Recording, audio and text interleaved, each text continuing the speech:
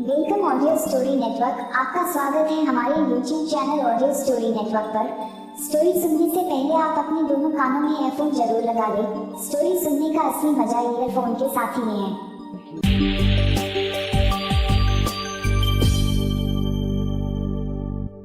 This story provided by Audio Story Network. नमस्कार दोस्तों, कहानी के पिछले भाग में आपने सुना सोनू और रानू पंडित जी को सारी बातें बताकर घर वापस आ जाते हैं और उधर पंडित जी अपने गुरुजी से मिलने के लिए ठाकुर बाबा के स्थान पर चले जाते हैं। लेकिन रास्ते में पुरानी हवेली के लकड़बग्घे उन पर हमला करके मूर्छित कर देते हैं और उधर रानू और चंदू भी रात को पंडित जी के पीछे चले जाते हैं। पूरी कहानी जानने के लिए पिछला वीडियो देखें। अब आगे। गुरुजी हवन करने में लगे थे, लेकिन अचानक आया तूफान उनके हवन में बाधा बनने लगा था। उन्होंने रानू चंदू से सामान का पकड़ कर रखने और हवन कुंड से दूर जाने का इशारा किया। आग की लपटें बहुत ऊंचाई तक उठने लगी थी। पूरे जंगल में उस हवन यज्ञ की अग्नि का प्रकाश होने लगा। जंगल के पेड़ पौधों के सूखे पत्ते और धूल उड़कर उनकी तरफ आने लगी। उस प्रकाश के साथ ही गुरुजी ने अपनी आंखें खोली और जोर से चिल्लाए, हे महादेव, ये क्या हो गया?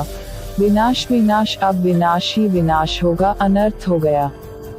पुजारी, रानू और चंदू सभी बहुत डर गए। पुजारी ने पूछा, क्या हुआ गुरुजी? अंगूठी का कुछ पता लगा क्या? और कैसा विनाश? उस अंगूठी ने तीसरी बलि ले ली। गुरुजी ने कहा, तीसरी बलि? ये कैसे हो गया? रानू ने पूछा।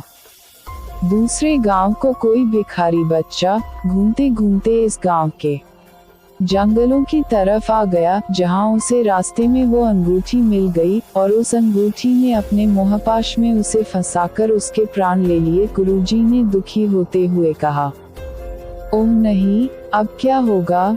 रानू ने कहा, पहले गुरुजी की कुटिया में चलते हैं, तूफान रुकने का नाम नहीं ले रहा है। पुजारी ने कहा। सभी कुटिया की तरफ जाते हैं। यज्ञ की अग्नि अभी जल रही थी।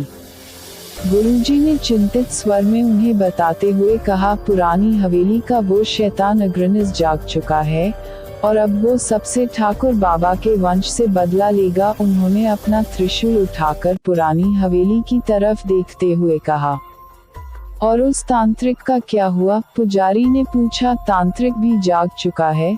शैतान को 3 बलि देते ही शैतान ने अपनी शैतानी शक्तियों से उन्हें ताकतवर बना दिया है। पहले उनकी शक्तियां केवल पुरानी हवेली तक ही थी, पर अब वो कहीं भी किसी भी वक्त जाकर अपनी शैतानी शक्तियों से किसी के भी साथ कुछ भी कर सकते हैं। और उन दोनों को मारने वाले ठाकुर बाबा थे, इसलिए वो सबसे पहले ठाकुर बाबा के वंश के लोगों को ही परेशान करेंगे। वैसे गुरुजी, अब वो अंगूठी कहाँ है और अब आगे क्या हो सकता है? क्या आप हमें कुछ बता सकते हैं? रानू ने पूछा। वो अंगूठी अभी भी उस मृत बालक के हाथ में ही है और अब आगे क्या होगा ये शैतान की मर्जी है। पर तुम सावधान रहना, ये जो धागे हैं इनको अपने हाथ से भूलकर भी मत उतारना। तो क्या अभी हम घर जाए? चंदू ने कहा, नहीं, इस वक्त तुम्हारा जंगल के सुनसान रास्ते से जाना खतरे खाली नहीं है, और वैसे भी ये तूफान सच में बहुत तेज है। तुम्हें सुबह तक यहीं इंतजार करना चाहिए, गुरुजी ने कहा। पर घर पर सब हमारे बारे में चिंता कर रहे होंगे, रानू ने कहा। गुरुजी ठीक कह रहे हैं बच्चों, तुम सुबह 5 बजे चले जाना, तब तक कोई जागेगा भी नहीं। अगर तुम्हें सोना है तो तुम यहीं गुरुजी की कुटिया में जाकर सो सकते हो, गुरुजी ने कहा। हाँ दीदी, मुझे सच में बहुत नींद आ रही है। शैतान क्या करेगा वो हम सोकर उठने के बाद भी देख सकते हैं, और यहाँ तो गुरुजी और पुजारी जी दोनों ही हैं, चंदू ने अलसाते हुए कहा। तू कभी नहीं सुधरेगा, गलती मेरी है। मुझे पता था कि तुझसे नींद सहन नहीं होती, फिर भी तुझे अपने साथ ले आई। ठीक है, चल तू सो, मैं भी सोने की कोशिश करती हूँ, रानू ने गुस्से से चंदू की ओर देखते हुए कहा। तब पुजारी उनके सोने का प्रबंध करने लगे। सोनू और राजू के हाथ पैर डर से कांप रहे थे, क्योंकि अभी अभी उन्होंने जो देखा वो सच में डरावना और रुलाने वाला था। उनके सामने लकड़बग्घे जिस मैदान में घूम रहे थे, वहाँ एक बच्चा लेटा हुआ था। उसके हाथ की अंगुली में वो अंगूठी चमक रही थी। लकड़बग्घे जब उसके चारों तरफ घूम रहे थे, तब शायद वो जिंदा था, पर अब शायद वो मर चुका था, क्योंकि लकड़बग्घे अब उसके चारों ओर घूमने के साथ ही उसके शरीर के साथ एक तरह से जैसे खेल रहे थे। वो दृश्य देखकर सोनू और राजू दोनों झाड़ियों के नीचे बैठ गए। भैया, क्या वो लड़का मर गया? राजू ने कहा, लगता तो यही है। क्या हम वहाँ जाकर देखें? राजू ने कहा, पागल हो गया है क्या? देखता नहीं, वहाँ 1-2 नहीं, कम से कम 100 से ज्यादा ही लकड़बग्घे हैं। वो जिंदा हो या मुर्दा किसी को नहीं छोड़ते हैं। तो क्या वो इसे भी? राजू ने झाड़ियों के नीचे से उठकर देखा, और देखते ही वो अपने मुंह पर हाथ रखकर बैठ गया। डर से उसकी आंखें चौड़ी हो गई और हाथ पैर कांपने लगे। क्या हुआ? इतना क्यों डर रहा है? सोनू ने उठकर देखा, उसकी आंखें भी डर, घृणा से चौड़ी हो गई। लकड़बग्घू ने उस बच्चे की लाश को खाना शुरू कर दिया था। कोई उसकी टांगों को काट रहा था, कोई उसके हाथों को काट रहा था, किसी ने उसके पेट को फाड़ना शुरू दिया था। उसके गुर्दे, आंतें सब बाहर निकल चुके थे और आसपास चारों तरफ खून ही खून हो चुका था। सोनू ने ऐसा विभत्स दृश्य अपने जीवन में कभी नहीं देखा था। उसका मन उल्टी करने का होने लगा। वो भी मुंह पर हाथ रखकर बैठ गया। लग रहा था जैसे उसका दिल अभी फटकर बाहर गिर पड़ेगा। चारों तरफ लकड़बग्घों की वो शैतानी हंसी गूंज रही थी। तेज तूफान में उनकी आवाजें और ज्यादा गूंज रही थी। तभी उन्होंने देखा कि जंगल की तरफ एक बहुत तेज आग की लपट उठी, जिससे चारों तरफ उजाला हो गया। कहीं जंगल में आग तो नहीं लग गई? सोनू ने खुद को संभालते हुए कहा। शक्तिराज दीपेंद्र के साथ छत से नीचे उतरने वाले थे कि उन्होंने देखा जंगल में एक भयंकर आग की लपट उठी। ये आग का ही उजाला था, कहीं जंगल में आग तो नहीं लग गई? दीपेंद्र ने कहा। और ये प्रकाश जिस तरफ से आ रहा था, उस तरफ तो ठाकुर बाबा का स्थान है, शक्तिराज ने कहा। इस तेज तूफान में जरा जी चिंगारी भी आग पकड़ लेती है। ठाकुर बाबा की पूजा करने वाले गुरुजी तो सही होंगे ना? दीपेंद्र ने कहा। हाँ, ये तुम सही कह रहे हो। हमें अभी इसी वक्त ठाकुर बाबा के स्थान के लिए चलना चाहिए। पर भैया, अभी बच्चों का भी कुछ पता नहीं चला है। बच्चों को हम बाद में भी ढूंढ सकते हैं। अभी गुरुजी की जान खतरे में है। भैया, हम ऐसा भी कर सकते हैं। आप गुरुजी को बचाने जाए, मैं बच्चों को ढूंढता हूँ। हाँ, ये सही रहेगा। चलो जल्दी से नीचे चलो। दोनों जल्दी से नीचे जाते हैं। रामेश्वरी जी ने उन दोनों को देखते ही कहा, क्या हुआ? बच्चे कहाँ हैं? माँ, अभी कुछ भी कहने सुनने का टाइम नहीं है। हम बच्चों को ही ढूंढने जा रहे हैं, बाद में बात करते हैं। दीपेंद्र ने मोटरसाइकिल पर बैठते हुए कहा। बच्चों को ढूंढने मतलब? बच्चे घर से गायब हो गए। कैसे? रामेश्वरी जी और घर की सभी महिलाएं कुछ समझ नहीं पाई। माँ, हम सब आकर बताते हैं। अभी ठाकुर बाबा के स्थान पर भी जाना है, वहाँ लगता है आग लग गई है, शक्तिराज ने कहा। क्या? हाय राम, ये एक साथ क्या क्या मुसीबत आन पड़ी। और बच्चे? माँ, हम सब ठीक कर देंगे, आप अपना और बाकी सब का ख्याल रखना, शक्तिराज ने अपनी बाइक स्टार्ट करते हुए कहा। और दोनों वहाँ से चले गए।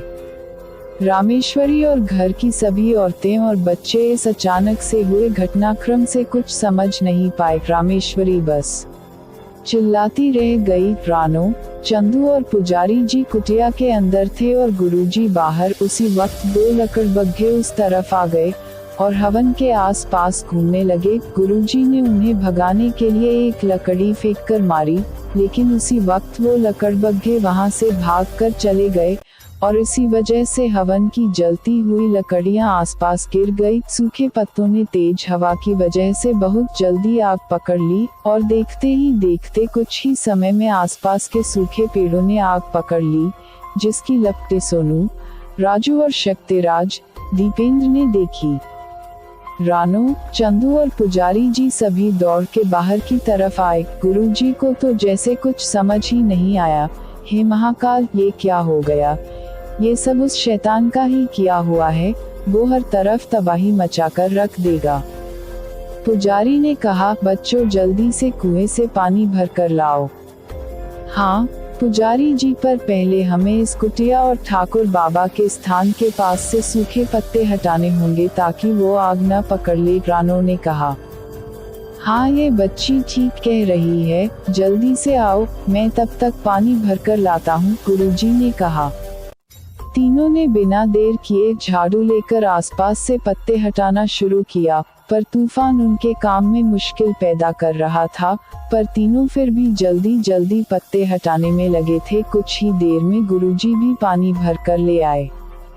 उन्होंने ठाकुर बाबा के स्थान पर बढ़ती आग की तरफ वो पानी फेंका और तुरंत वापस भरने के लिए चले गए। रानू ने जब ये देखा तो उसने अपना दिमाग दौड़ाते हुए कहा, गुरुजी इस तरह आप एक एक बार लाएंगे तो बहुत देर हो जाएगी। मुझे लगता है 2 लोगों को पानी भरना और फेंकना चाहिए, एक पानी भरे और दूसरा आग पर फेंके, और मैं तब तक ठाकुर बाबा के स्थान के आसपास एक छोटी नाली जैसी बनाती हूँ जिसमें हम पानी भर देंगे, जिससे आग उस नाली से आगे नहीं पहुँच पाएगी। गुरुजी, पुजारी जी और चंदू सब रानू की इन बातों और उसकी बुद्धिमानी से आश्चर्यचकित रह गए, पर उस समय रानू की प्रशंसा से ज्यादा आग पर काबू पाना ज्यादा जरूरी था। तीनों ने बिना किसी वाद विवाद के उसकी बात मानी। पुजारी जी कुटिया में से 2-3 पानी के बर्तन ले आए। गुरुजी उनको भरने लगे और पुजारी उन बर्तनों का पानी आग पर फेंकने लगा। इधर रानू छोटी सी नाली बनाने लगी और चंदू उस मिट्टी को आग पर फेंकने लगा। रानू फुर्ती से खोदने में लगी थी और चंदू उस मिट्टी को फेंकने में, पर अचानक चंदू के दिमाग में न जाने कहां से विचार आया और उसने कहा, दीदी, कहीं अगर हम चारों तरफ इस आग से घिर गए तो फिर क्या होगा? रानू ने गुस्से में चंदू की तरफ देखा और मिट्टी का एक ढेला उठाकर उसके पैरों पर मारा और चिल्लाई, चंदू, तू जब मुंह खोलेगा कुछ उल्टा ही बोलेगा, रुक, तुझे तो आज मैं ठीक करती हूँ। सॉरी दीदी, उसने वहाँ से भागते हुए कहा और भागकर पुजारी जी की ओर चला गया और पुजारी से कहा, पुजारी जी लाइए, मैं भी आपकी मदद कर देता हूँ। पर वहाँ रानू अकेली होगी ना, पुजारी ने जल्दी से पानी फेंकते हुए कहा। अरे वो 2 आदमियों का काम एक साथ कर लेती है, अभी मुझे उनसे डर लग रहा है, मैं उनके पास नहीं जाऊंगा, मैं तो पानी लाने में आपकी मदद करता हूँ, चंदू ने कहा। पुजारी जी इस समय व्यर्थ की बातों में अपना समय नष्ट नहीं करना चाहते थे, इसलिए उन्होंने हामी भर दी। चंदू पुजारी जी और गुरुजी की मदद करने लगा। उधर रानू ने अकेले ही फुर्ती से आसपास खोदना जारी रखा, पर कुछ देर बाद उसने देखा कि वहाँ बरसात के समय पानी बहने से जो छोटी छोटी नालियाँ बन जाती है, वहाँ के पत्ते और घास हटाकर थोड़ा सा खोद दिया, जिससे उसका काम और जल्दी हो गया। अपना काम पूरा होने के बाद जैसे ही वो खड़ी हुई, उसने देखा चंदू उसके पास खड़ा होकर उसका काम देख रहा है। रानू कुछ कहती इससे पहले ही चंदू ने कहा, रानू दीदी, इतना दिमाग आप लाते कहाँ से हो? तुझ में नहीं है तो मुझे इस्तेमाल करना पड़ता है, और अब तू कुछ बोला ना तो देखना, रानू ने थककर बैठते हुए कहा। जंगल में लगी आग के उजाले को पेड़ के पीछे छिपे हुए सोनू और राजू ने भी देखा। जंगल के बीच में ये उजाला कैसा? कहीं आग तो नहीं लग गई? अब हम क्या करें? राजू ने सोनू से पूछा। हाँ, और ये प्रकाश जंगल में उस तरफ से आ रहा है जहाँ ठाकुर बाबा का स्थान है, सोनू ने चारों तरफ देखते हुए कहा। तो क्या हमें उस तरफ जाना चाहिए? पर तूफान अभी रुका नहीं है, राजू ने कहा। इसमें सोचने की तो कोई बात नहीं, तुम्हें पता है ना, रानू और चंदू उस तरफ गए हैं, चलो जल्दी से चलो उस तरफ, सोनू ने खड़े होते हुए कहा। पर भैया वो लकड़बग्घे हमारी तरफ आ गए तो, राजू ने डरते हुए कहा। राजू, औखल में सिर दिया तो मूसल से क्या डरना, चल भाग, जितनी तेज भाग सकता है, टार्च को सामने की तरफ रखना। हाँ सही कहा आपने, चलो जब मरना ही है तो कुछ करके ही मरेंगे। पर भैया मेरी तो शादी भी नहीं हुई है, तो मेरे तो जैसे 5-10 बच्चे घूम रहे हैं गांव में। अरे तो आपको कर लेना था यार, अगर मैं कुआरा मर गया ना तो सच कह रहा हूँ, भूत बनकर सबसे पहले उस भूत को ही मारूंगा। हाँ अच्छा है, पर पहले यहाँ से भाग, सोनू ने दौड़ते हुए कहा। भैया इतना अगर रोज दौड़ता ना तो अगला मिल्खा सिंह में ही बनता, मेरी तो टांगे टूटी जा रही है दौड़ लगा लगा कर। वैसे जब तू परेशान होता है तो अच्छा मजाक कर लेता है, सोनू ने हंसते हुए कहा। अभी तो उन मजाक करने वालों से बच के रहना होगा, भगवान जाने इन्होंने कपिल का शो देखा है या भारती का, हर वक्त हंसते ही रहते हैं, वो भी इतने खौफनाक अंदाज में। सोनू ने पीछे मुड़कर देखा और कहा, चल अब धीरे हो जा, वो बहुत पीछे छूट गए हैं हम। राजू ने सांस लेते हुए कहा। वो पानी की बोतल दे, प्यास लगी है, सोनू ने कहा। ओह नहीं, मतलब बोतल तो वहीं छूट गई, अब मेरा तो प्यास के मारे गला सूखे जा रहा है। और मेरा भी, तो अब क्या करें, वापस वहाँ चलना होगा। नहीं भैया, अब इतनी दम नहीं मुझमें, तो भूत से पहले क्या प्यास से मरेगा, पता है ना, गर्मी में पानी ही अमृत है। दौड़ दौड़ कर वैसे ही पसीने में सारा पानी बह गया। अरे नहीं भैया प्लीज, अब नहीं, हम आधे रास्ते तक आ चुके हैं, ठाकुर बाबा का स्थान अब ज्यादा दूर नहीं होगा। पर मुझे सच में चक्कर आ रहे हैं राजू, तब तो चलना ही ठीक रहेगा, चलिए। पर अब सच में मुझसे नहीं चला जाएगा, तू अकेला ही जा यार, ऐसा लग रहा है जैसे मेरे सिर पर कोई बोझ रख रहा है। पर भैया आपको चलना तो पड़ेगा ना। हाँ चल। सोनू की जबान लड़खड़ाने लगी और वो बेहोश होकर नीचे गिरने लगा। क्या हुआ भैया, राजू जोर से चिल्लाया और उनको हाथों से संभाला। सोनू बेहोश हो चुका था। भैया जागो भैया, क्या हुआ भैया, देखो मजाक मत करो, मुझे सच में बहुत डर लग रहा है। पर सोनू बेहोश हो चुका था। राजू सोनू को होश में लाने की कोशिश करने लगा, पर सोनू को होश नहीं आया। डर के मारे राजू के हाथ पैर कांपने लगे। अब क्या करूं, हे भगवान, क्या आज सच में वो शैतान हमें मार कर रहेगा, अब मैं क्या करूं, इतनी रात में इस तूफान में मदद के लिए कौन मिलेगा। वापस उस पेड़ के पास से पानी की बोतल ले आना पड़ेगा, क्योंकि भैया जैसे तैसे होश में अगर आ भी गए तो आगे मेरे साथ चल नहीं पाएंगे। गलती मेरी भी है, वहाँ पेड़ के पास बैठा मैं बीच बीच में अपना गला तर कर रहा था, पर सोनू भैया का जबरदस्ती एक बार भी पानी नहीं पिलाया और ना ही भैया ने पिया। हे भगवान, सब कहते हैं बच्चे भगवान का रूप होते हैं, तो प्लीज इस भगवान को भी उस शैतान से बचा लेना। मुझे तो हनुमान चालीसा भी याद नहीं, कम से कम डर तो नहीं लगता। राजू सोनू को जगाने की कोशिश करता हुआ खुद से ही बातें कर रहा था। अचानक उसे मंदिर की दीवारों पर लिखी हनुमान चालीस की चौपाई याद आ गई, जो उसने पानी पीते समय देखी थी। भूत पिशाच निकट नहीं आवे, महावीर जब नाम सुनावे। राजू ने उसे ही रटना शुरू कर दिया और सोनू की सुरक्षा के लिए उसे एक पेड़ के पास बैठा दिया और उसके पास जो थैला था उसमें से हनुमान जी का झंडा निकालकर सोनू के चेहरे गर्दन के नीचे सीने पर रख दिया और आसपास से पत्ते इकट्ठे करके सोनू के पैर पर रख दिए, क्योंकि तूफान अब हल्का पड़ चुका था। उस समय अगर कोई वहाँ होता तो राजू से जरूर पूछता कि वो ये सब क्या कर रहा है और क्यों। पर इस सवाल का जवाब उसे भी नहीं पता था। उसे जो ठीक लग रहा था वो उसे जल्दी से करता जा रहा था। जब सोनू को अच्छी तरह उसने ढक दिया और फिर जल्दी से लकड़ी लेकर उस पेड़ की तरफ भागा जहाँ पर बोतल छूट गई थी। 000 रानो, क्या हुआ, थक गई क्या बेटा? पुजारी ने कहा। हाँ गुरुजी, मैंने आज तक कभी ऐसे खोदने का काम नहीं किया और इस चंदू ने भी मेरी मदद नहीं की, रानू ने चंदू की तरफ देखते हुए कहा। हाँ, मैंने देखा तुम बहुत बहादुर और समझदार हो रानू। देखो ठाकुर बाबा के स्थान के आसपास की आग बुझ चुकी है। हाँ, पर अब जंगल की आग का क्या होगा? जंगल की आग तो बढ़ती ही जा रही है।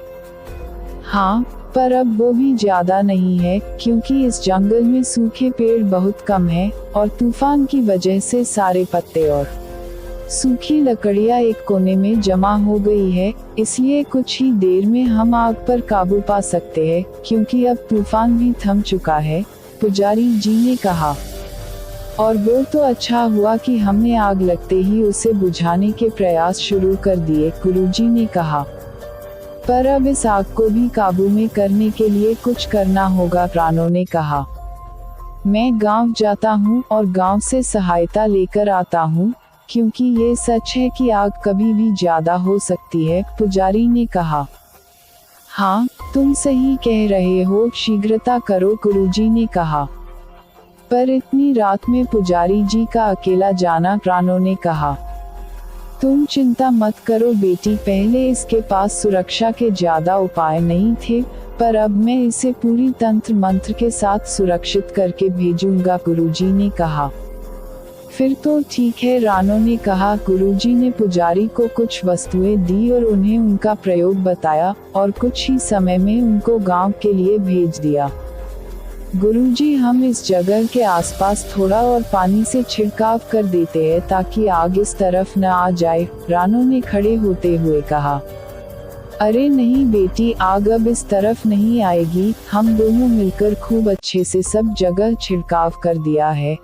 हरे पेड़ों में आग देर से लगती है, तब तक वो किसी न किसी तरह की मदद ले ही आएगा।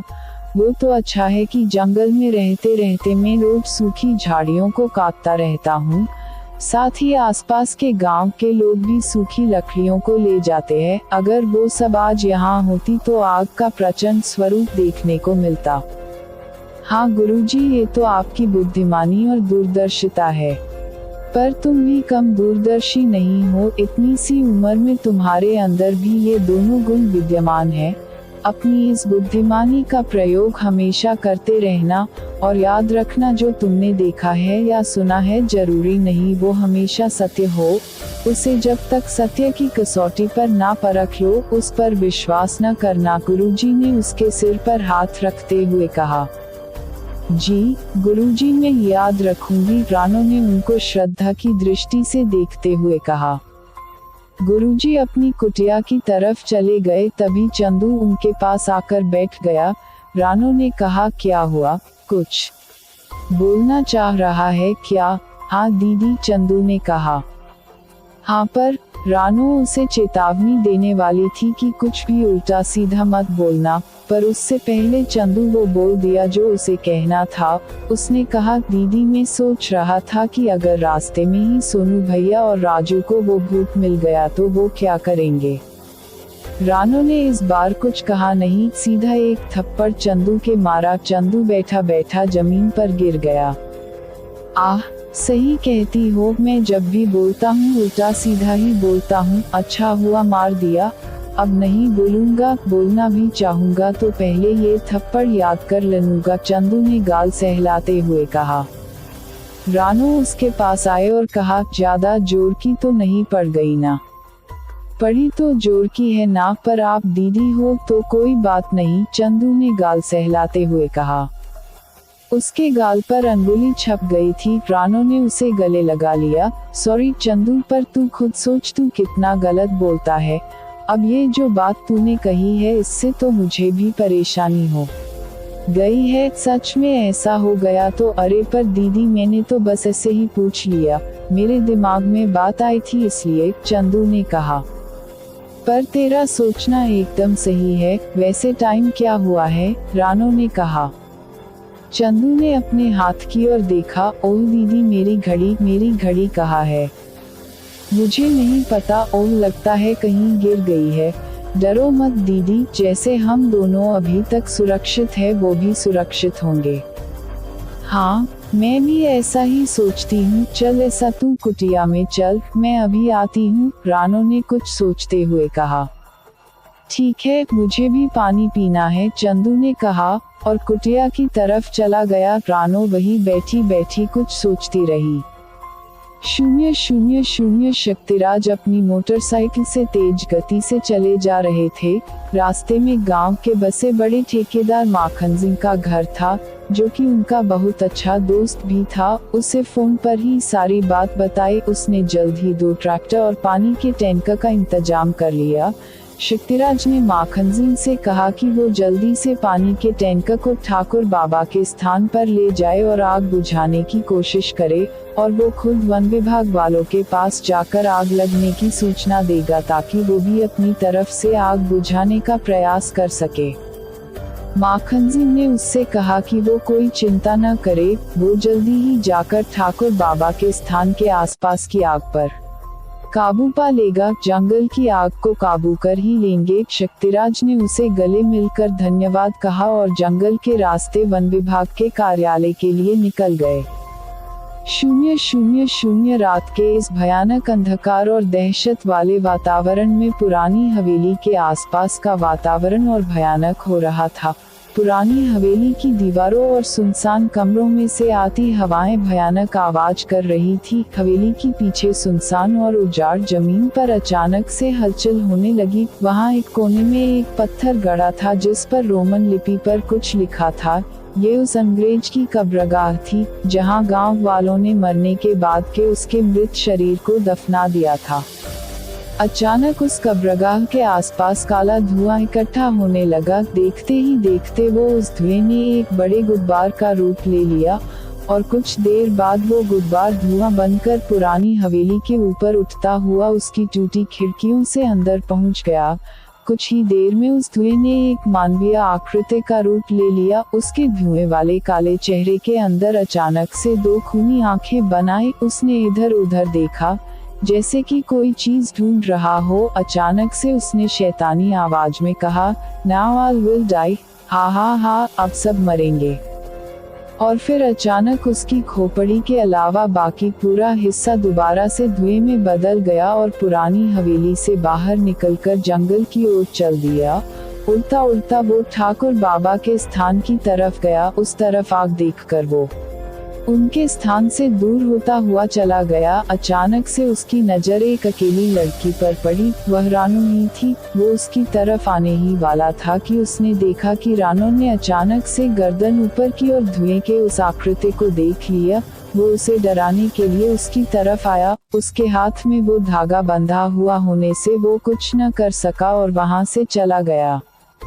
रास्ते में उसने देखा कि एक ट्रैक्टर पानी के टैंक के साथ उस तरफ चला आ रहा है। वो अचानक से माखन सिंह के ट्रैक्टर के सामने धुएं के रूप में आ गया, जिससे कि माखन सिंह का संतुलन बिगड़ गया। जैसे तैसे उसने अपने आप को संभाला। अपने गले में पड़े हनुमान जी के लॉकेट को उसने गले से बाहर निकाला और उसे माथे पर लगा लिया। अंग्रेज का भूत का अब दिमाग खराब हो चुका था। शैतान के वरदान से उसे उस पुरानी हवेली से मुक्ति मिल गई थी और उसकी शक्तियां भी बढ़ गई थी, पर अभी उसे उनका सही तरह से उपयोग करना नहीं आया था। वो अभी बस अपनी शक्तियों का परीक्षण ही कर रहा था, पर अभी तक जिनसे भी वह मिला सभी के पास भूत प्रेतों को दूर रखने के उपाय थे। सबसे पहले वो ठाकुर साहब के परिवार वालों से बदला लेना चाहता था, इसलिए अब वो ठाकुर बाबा के पुश्तैनी घर की तरफ उड़ चला। रास्ते में दीपेंद्र सभी बच्चों को ढूंढते हुए चला जा रहा था। तभी उसने अचानक से आसमान में उस शैतानी साई को उड़ते देखा। एक पल को तो वो कुछ समय नहीं पाया, पर बचपन में उसने अपने दादाजी से पुरानी हवेली के भूत के बारे में जो कहानी सुनी थी, उसमें उन्होंने यही बताया था कि जब पुरानी हवेली का वो भूत जागेगा तो काला धुआं बन सबसे पहले हमारे परिवार के ऊपर ही हमला करने आएगा, और उस भूत को जगाने का कारण हमारे ही घर का कोई सदस्य बनेगा, क्योंकि आम आदमी उस हवेली में डर की वजह से जाएगा नहीं। इसलिए बचपन से ही कोई भी पुरानी हवेली की तरफ नहीं गया।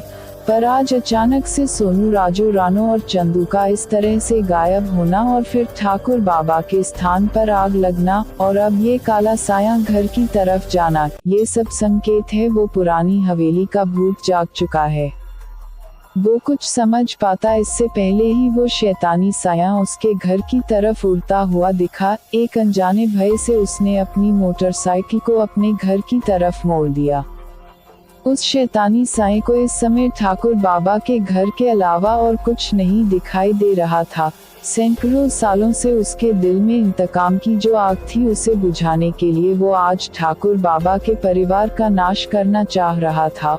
उसके बाद वो गांव वालों से बदला लेना चाहता था। क्या गुरुजी बचा पाएंगे ठाकुर बाबा के परिवार को?